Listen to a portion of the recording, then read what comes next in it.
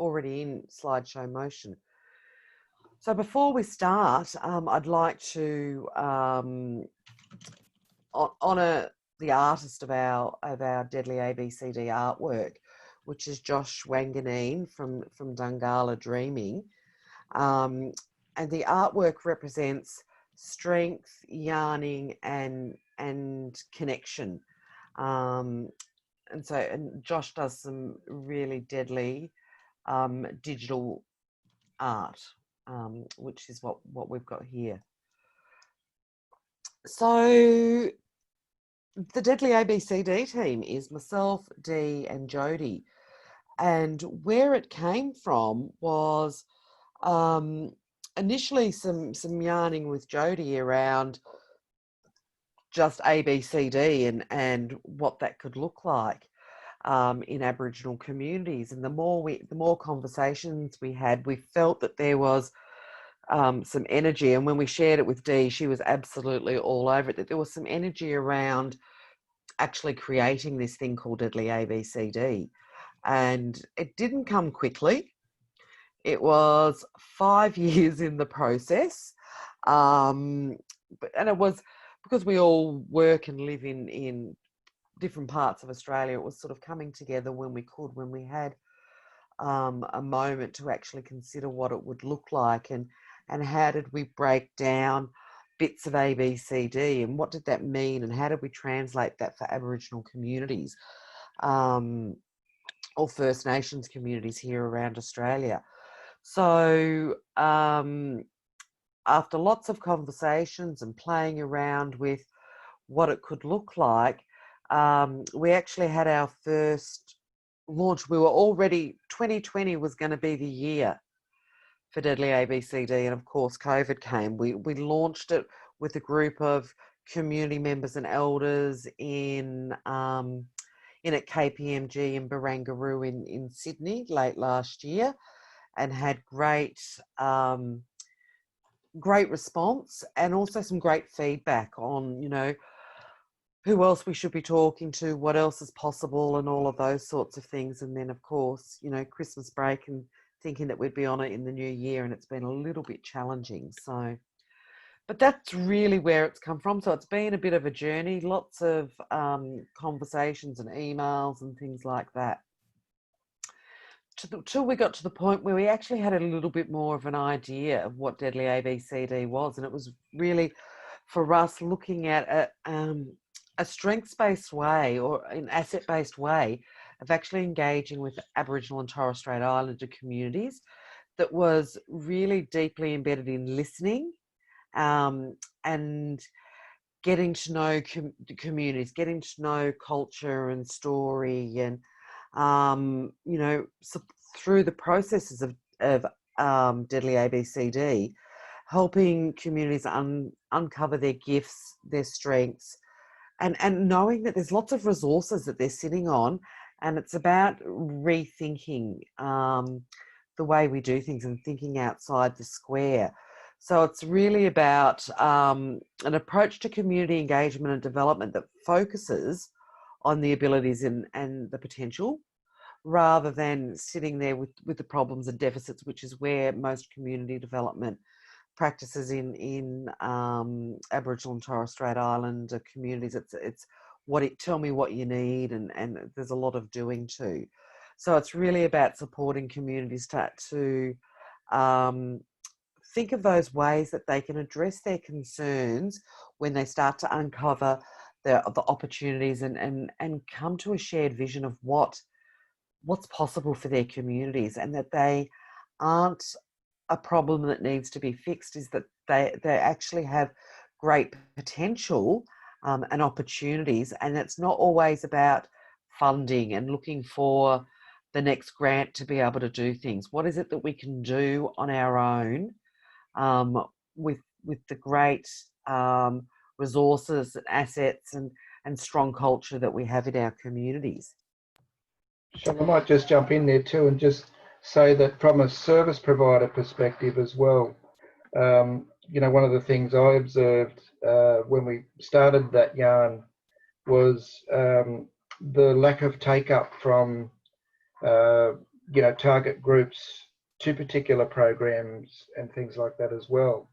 But when they were exposed to the ABCD approach, they saw a lot of value in that and wanted to be a part of the ABCD movement in terms of pulling out their program at the right time, so they can look at collaborative partnering, but also maximising, the programs that they, had on the table that could be, implemented as well. So, but one couldn't start without the other, and I think there was a lot of value and,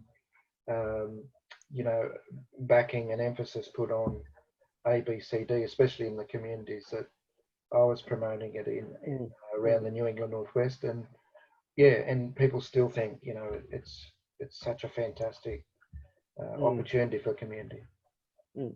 Thanks, Jodi. So obviously it's underpinned by the work of Jodi and John, and a lot of the elements that we use within Deadly ABCD, many of you would be familiar with. It's just that we come at it with a slightly different lens, and help indigenize it so that it makes sense. We're speaking the language of community, and the whole goal of Deadly ABCD is that communities actually don't go, oh, wasn't it great to see that fella Jodi and Sister Michelle come up and do this for us. It's actually that the idea is that people don't see us. Myself, Jodi and Dee are invisible in the process, and community see that they're creating something. So Deadly ABCD is underpinned by the principles that you'll see on the screen, with community really at the heart, and communities made up of our elders, of our aunties, our uncles, our young ones. We're all sitting at the heart of community. And then the other spokes, the other parts of the wheel there are around it being place-based, and it's not a model that we roll out, and it's or a framework that we go and do to community.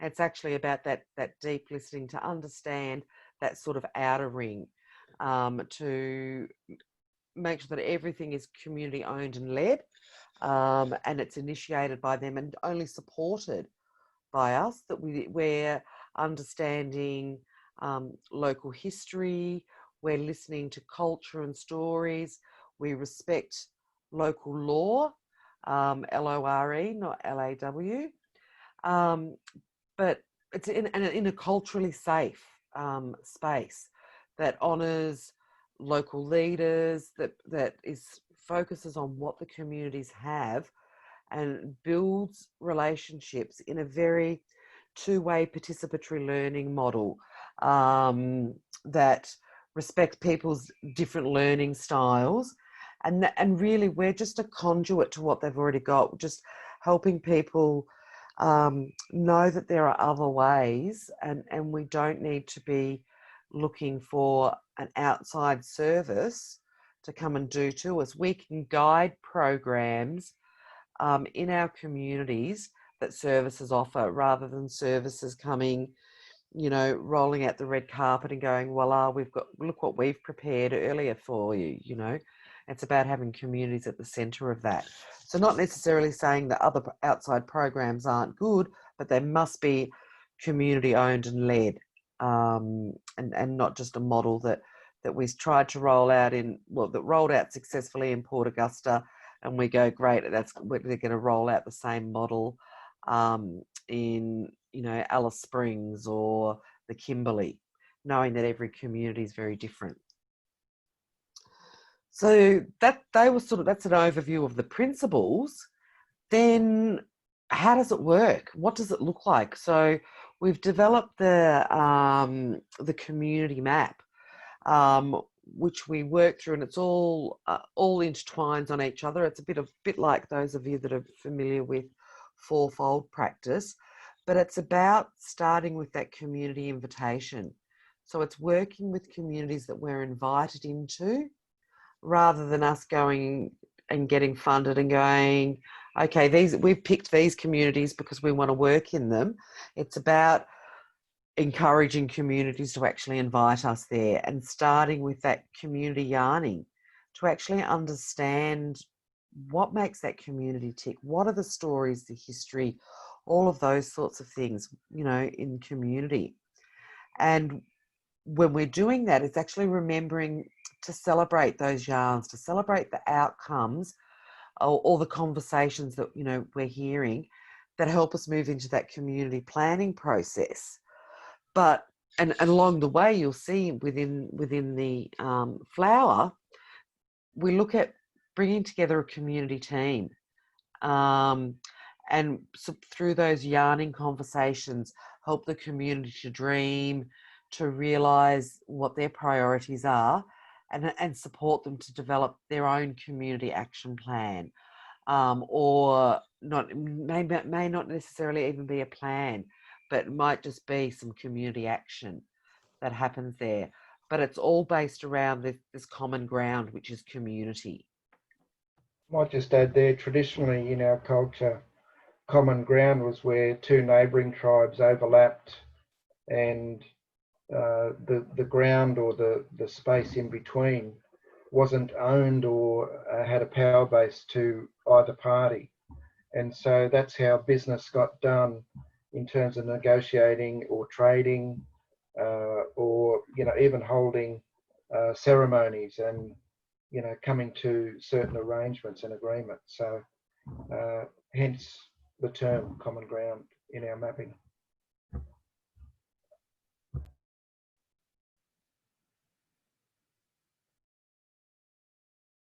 Sorry, I just realised I muted myself to cough.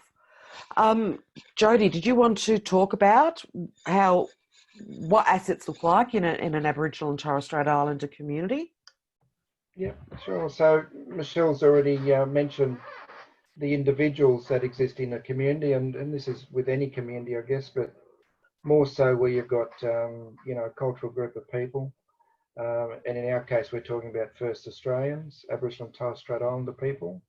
So we refer to our elders, our knowledge holders, and people that guide us and teach us things as elders. There's aunts and uncles as well, and sometimes they may not be blood, you know, blood related to be called aunt or uncle.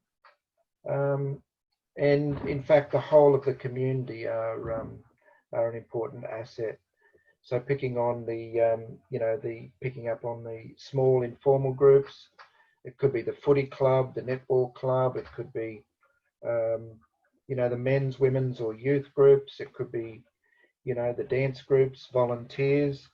And we also have in place in certain communities what's known as reconciliation action groups or reconciliation circles, where there's a mix of Aboriginal and non-Aboriginal people that come together to talk about how they can work together and, you know, and also look at different projects that benefit the whole of the community based on education and respect. And then, of course, you've got your govies and non-government people, who we know are paid groups of people. They're structured professionals and have, you know, buckets of funding that they've got access to for programs and services. Then you've got the land and waterways, buildings, open space, green space, and they're known as the physical assets as we know them by. You know, you've got your business owners then, the local economy, who, you know, employ people. And so where you've got a group of unemployed people, looking at mobilising them so they can, you know, compete for those jobs. And then you've got the history and the story, you know, and obviously the culture that exists within a community. And so Michelle, in our mapping, identified, you know, dreaming as a part of the mapping. And so for a lot of communities that, you know, that we have visited, it's about them continuing their dreaming. And for whatever reason, their dreaming has stopped, which means, you know, that, you know, for whatever challenge has come their way, they've either given up because of an impediment, or they've, you know, turned their back on working with people because of whatever reason is happening, or whatever's going on for them at that time. Thanks, Michelle. So when we talk about the yarning process, we're talking about a yarning circle. Now, a yarning circle is where a group of people come together with like-to-like interests, where we start off by deep listening. You know, we might pose a topic or we might pose a particular aspect of why we're here. And then it's about deep listening to what everybody that's come there, to talk about either their story or to give a different perspective or a point of view, but also collectively, as each person talks, identify what I said previously about the common ground. So working towards that common ground. Where are the threads that bring us together? So the only way of really getting to that point is through the sharing of stories, giving the different perspectives, showing a caring attitude based on respect, generating a community spirit or projecting a community spirit, and looking at that two-way learning or collaborative learning.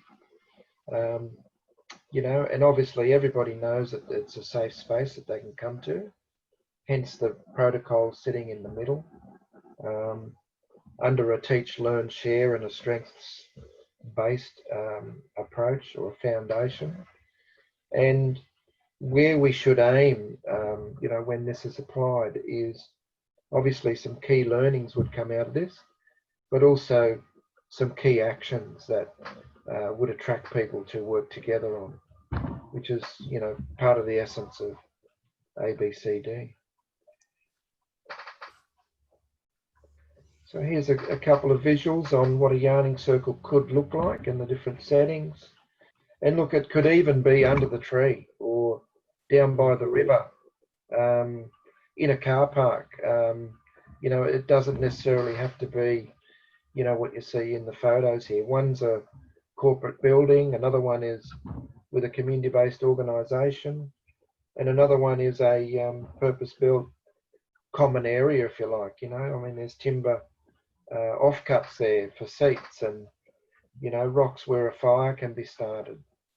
And so it all depends on, the community in terms of what brings them together. And if you talk to enough people, you can start to gather, the secrets to, what other people have found to be ways of bringing people together in the types of settings that, they would come under to be able to yarn. Thanks, Jodi. And I think it's that yarning, and we know when we get a group of people together and they start to share ideas and dreams and things like that, then, great stuff just starts to happen. So basically, all of us are with the YEDA Institute, and our work with Deadly ABCD is about, creating strong, deadly communities from yarning and using the Deadly ABCD model through that cultural lens. So thinking about the learning techniques and the narratives and that we use within community. Just a disclaimer around deadly in terms of what it actually means for us. As a cultural group, this is a word or a term that we use when something is really great, really awesome. So if I say to Michelle, "Oh, gee, Michelle, you look deadly today," I'm not saying that she looks like a ghost. Okay. I'm saying that she's, she looks really good and, or she's done a really awesome job. And that's how we use the term deadly. So please, for anyone that's not used to the term or haven't heard it, this is about something being great, fantastic.